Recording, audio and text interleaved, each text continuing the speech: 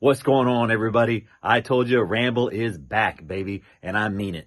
The very first thing up on our list is something that is hopefully relatively simple, a project that you guys are already familiar with. Betty White, a 1977 CJ7. We took this Jeep out to a Jeep show a little over 2 years ago. It was Memorial Day weekend 2022. The Jeep showed really well on the show, looked great out there in the field with all the rest of the Jeeps. Cruised out great. On the way home, unfortunately, the electronic fuel pump on it started to give out. It's an external pump that comes with these Holley EFI kits. If you don't get these things situated just exactly right, they give you fits and they don't last long. That's unfortunate. I bought an in-tank electric fuel pump for it that has been sitting in the Jeep for a little over 2 years now. We've been shuffling this thing on the driveway, off the driveway for far too long. Man, it is such a short project to get this thing back up and running right, and yet for some reason or another, it's a project I have avoided for too long. Let me turn this camera around. I'll take you out there, show you the current state of affairs with Betty White.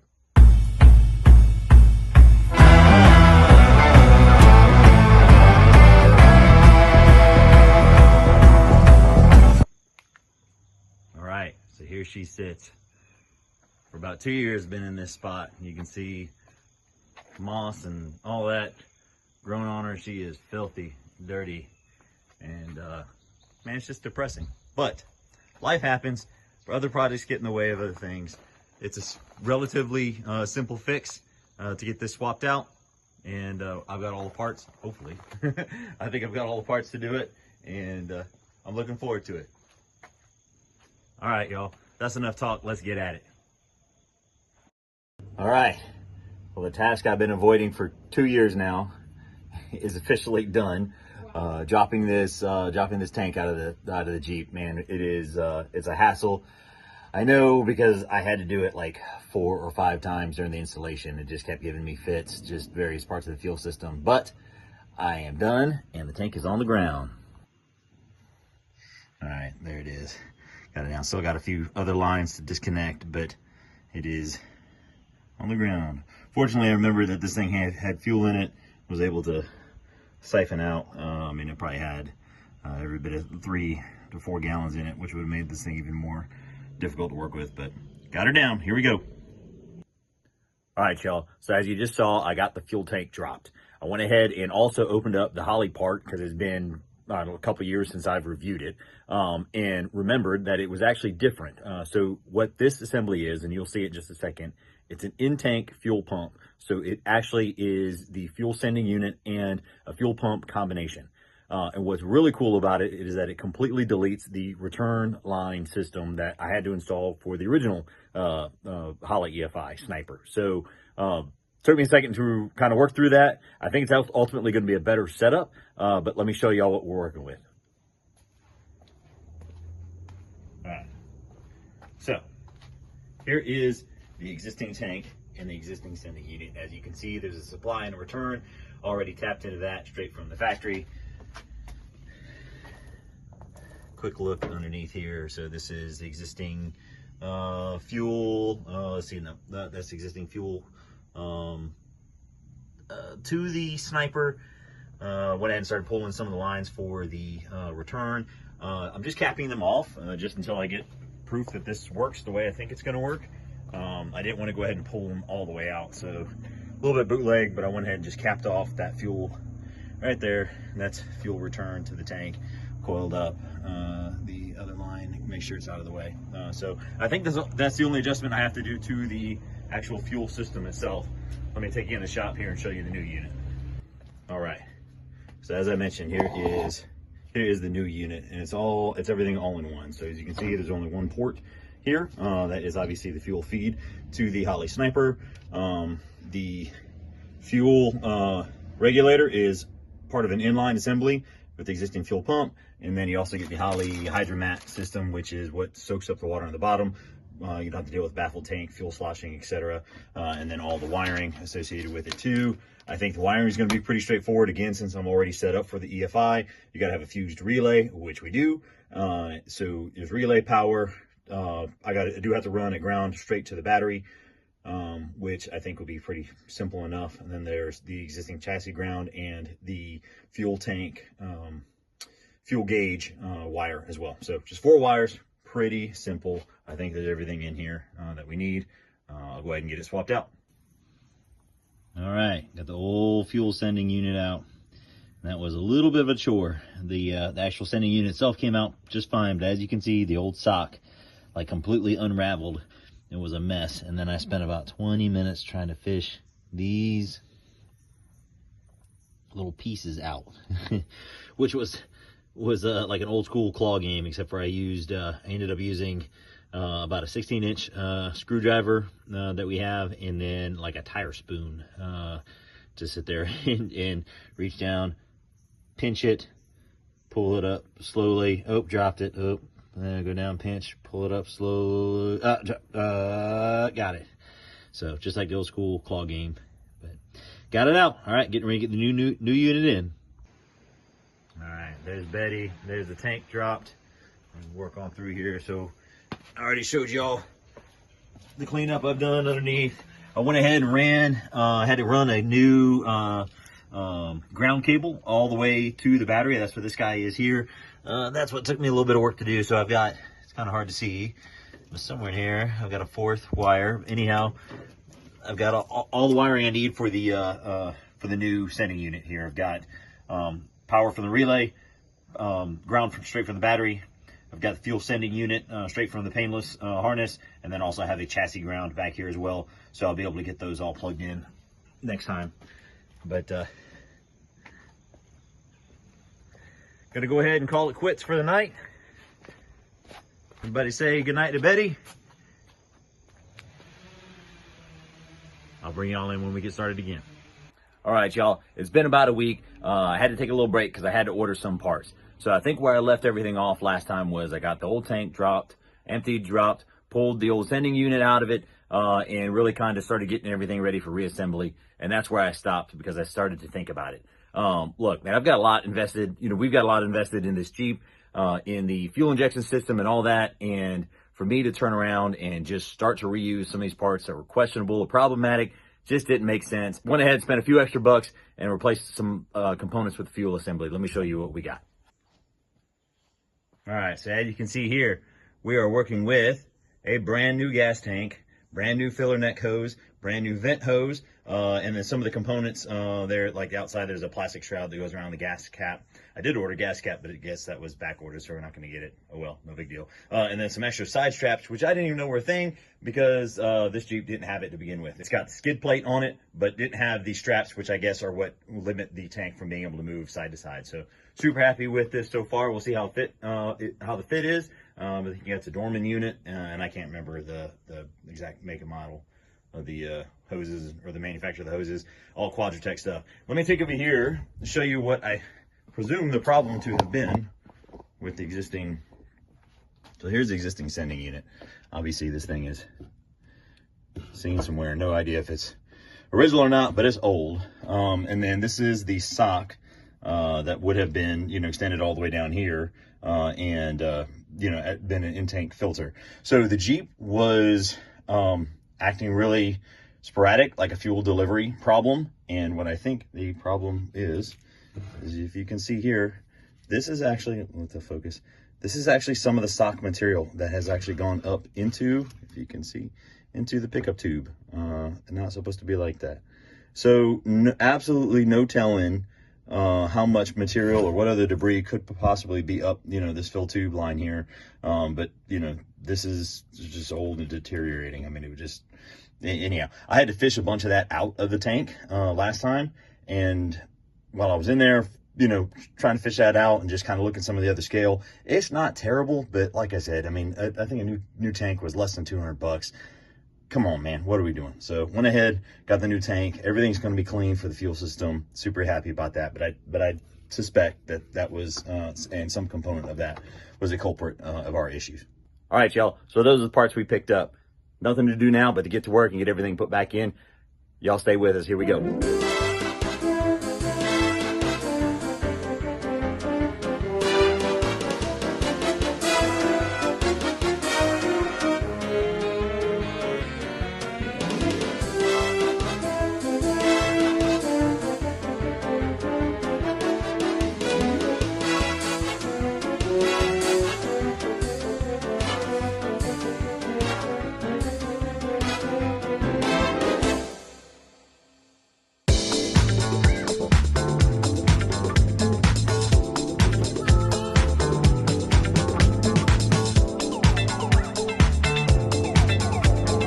What's going on, y'all? Welcome back to the shop.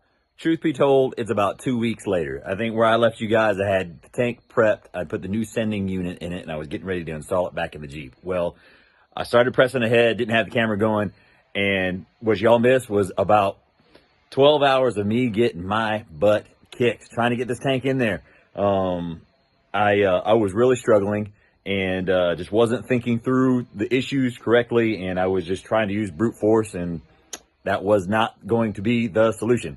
So took a step back, really started trying to figure out what was the problem. So the tank was not going up into place. So anybody who's worked on a CJ7 before, it's a pretty tight, you know, everything in the rear there is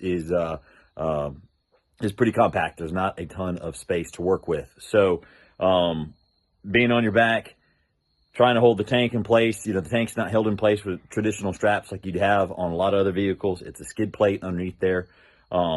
Another problem is that skid plate it's almost like it's sprung.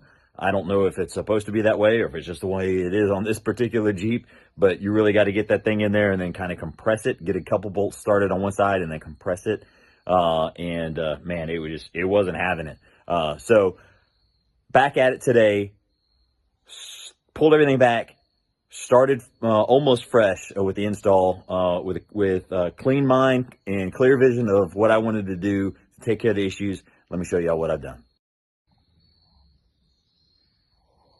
All right, so here is the skid plate. They sell these aftermarket side straps. So honestly, I mean, there's not really much securing the tank in place once it's underneath there. I mean, it's kind of like compression fit with the skid plate, but there's certainly nothing there side by side. Again, maybe there is, or there's supposed to be, but on my particular Jeep, there was not. So had these guys bought, was not originally going to use them until I realized how helpful they could be in like pulling this thing together and compressing it. I've test fit everything, and man, it goes in there like a glove now, which is great. One, because it's going to make this installation easier, and then two, since this is now an in-tank fuel filter, if it ever is time to service it again, or I should say when it's time to service it again, it's going to make this whole process so much easier. I mean, this Jeep sat in this spot for nearly 2 years because I did not want to deal with dropping the tank. So future-proofing this, future Justin is going to be so much happier with this installation. All right, let me walk you over here and show you what was going on with the tank. So here's the two tanks side by side. And the problem was I just could not get this thing lifted up high enough, and I couldn't figure out why. I mean, the tops of the tank look pretty similar.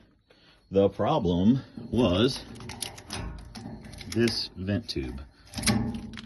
So if you can see, this vent tube here is kicked down. This one, not so much. So I think, I'm pretty positive anyways, that's where the contact was coming from. And like I said, I fought and fought and fought with it. I can't think of a single reason why this vent tube needs to be this long. So, like I said, there's that one there. My plan, honestly, is just to cut this, you know, close to the height. I had this level on here and was measuring it on the old tank. You know, it's basically level from that vent inlet all the way across to this vent outlet. It was kind of level there, so I'm going to use that. Had the level across here. I think it's I'll remeasure it before I cut, obviously, but I think it's the lower of the two. Slice that. I'll still be able to get a vent tube on it and a clamp. And all I have to do then is extend the rubber line, the vent tube that goes up to the filler neck. So, and I have some extra material to do that.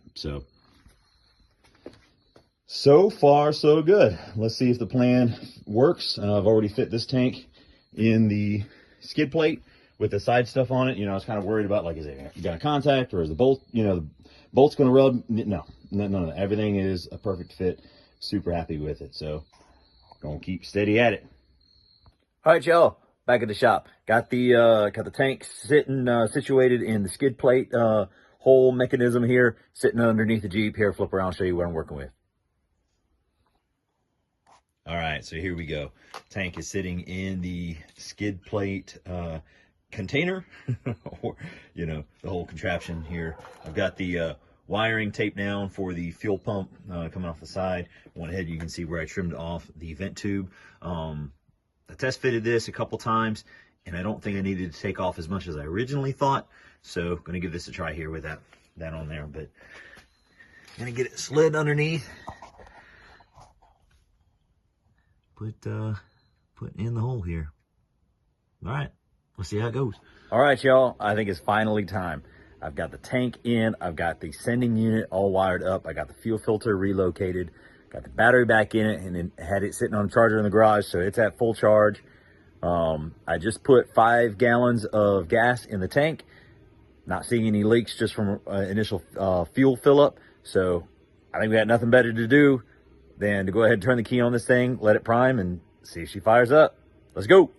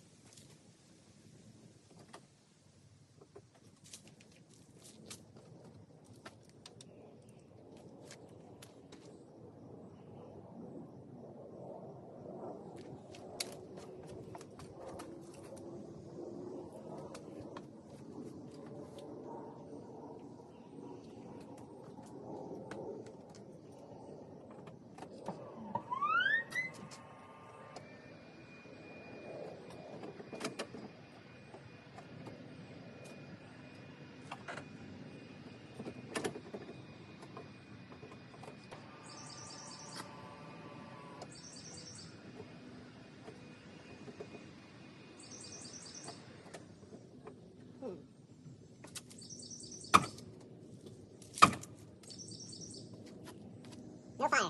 Now just start. It primed. So it's like the module doesn't even power on. Let me do it on this for 2 minutes. What's going on, y'all? It's been a couple weeks, so let me try to remember where I left you at. I got everything done for the fuel pump replacement. Primed, we went for the first start. Hit the key, fuel primed just fine like it was supposed to. Rolled it forward for ignition. Nothing. Absolutely nothing, man. I got my butt kicked. Turned the camera off. Tried it for a while. Ended up getting a fuel leak. Should have disconnected the fuel pump relay instead of sitting there priming and priming. Anyways, took a couple weeks off from it.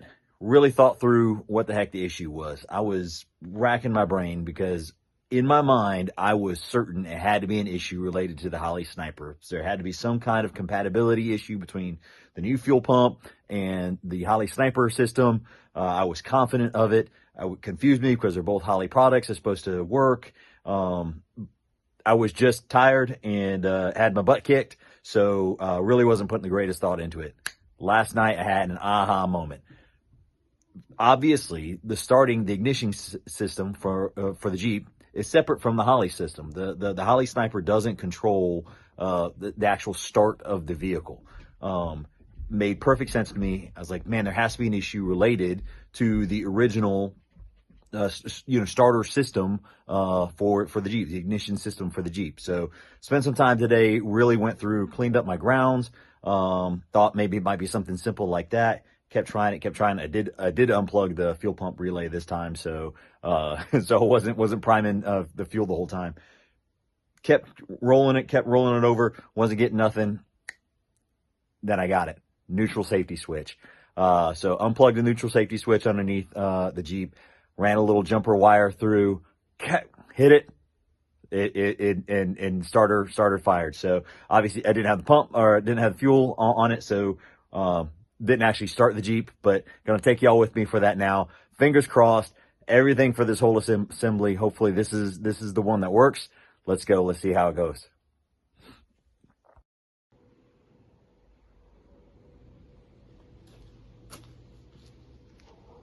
All right, here we go. Battery's on. Everything's plugged in. Fuel relay's plugged in. All right, let's see what she do.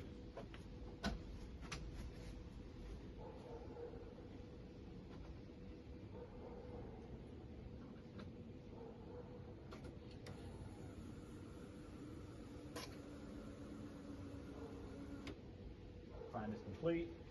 Check the fuel one more time. Fuel leaks, rather. Looking good, looking good. All right, here we go. Gonna roll the key.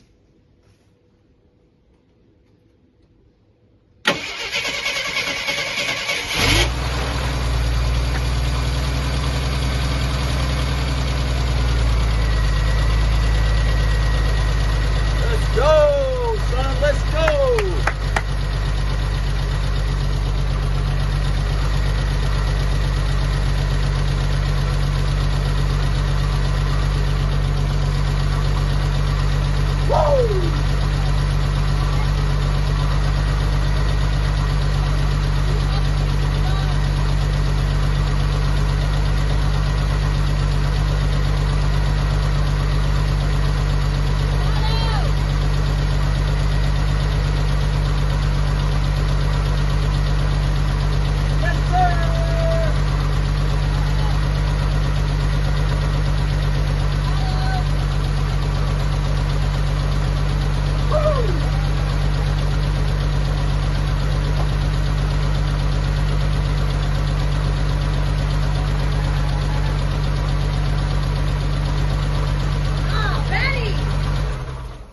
Never mind, we can't sell her.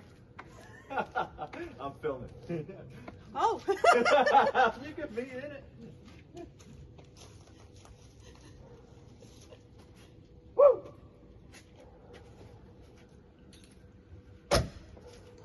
There we go.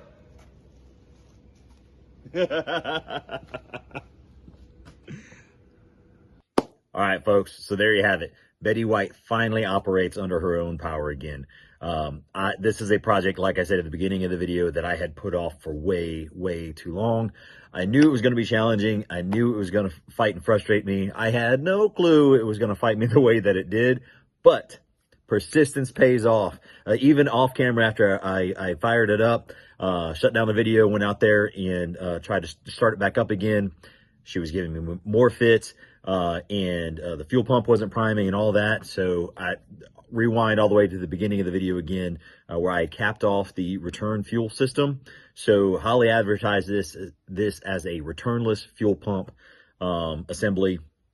I went ahead and tested it. That thing is definitely pushing return fuel. I think it had overpressurized and was jamming itself up. So luckily I hadn't demoed out all of the existing return fuel lines. So I reused them, connected everything back up, fired it up again, had a fuel leak, took care of the leak, fired it up again, let it run for a while. She's good. She's as good as she's going to get anyways. So that's it for this video. Here in the near future, I plan on pulling her out, giving her a really good scrub down, just kind of getting her back to where she was before we parked her for so long, and hopefully getting her back out on the road and enjoying her some more again. I appreciate y'all hanging with me. I appreciate y'all watching these videos. Y'all take it easy. Keep rambling.